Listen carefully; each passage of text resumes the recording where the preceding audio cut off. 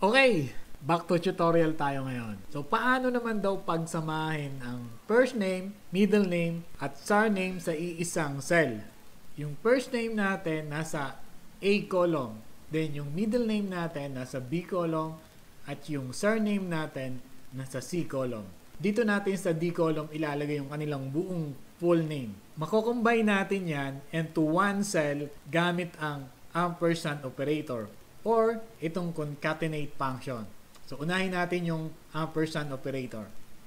Equals, din yung A2, space, ampersand, space, quotation mark, space, quotation mark, space, ampersand, space, then yung V2, middle name, space, ampersand, space, quotation mark, space, quotation mark, space, ampersand, space, then yung C2, then enter. So, yun. Then, copy lang natin yung formula.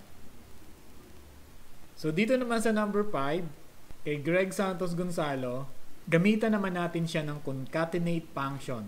Equals, concatenate, open parenthesis.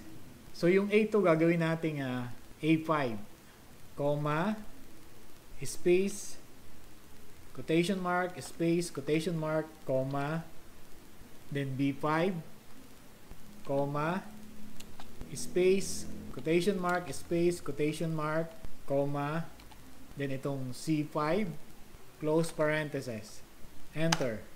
Then, copy natin yung function. And that's it. Yung A2 dito, pinalta natin ng A5 kasi nasa row 5 na tayo. Then B5 and C5. Okay? So, ganun lang. Gawa ulit tayo ng mga tutorial sa Excel. Yung mga nare-request nyo, napakarami. So, gusto kong isa-isahin lahat yun. Follow my Facebook page and subscribe to my YouTube channel for more tutorial.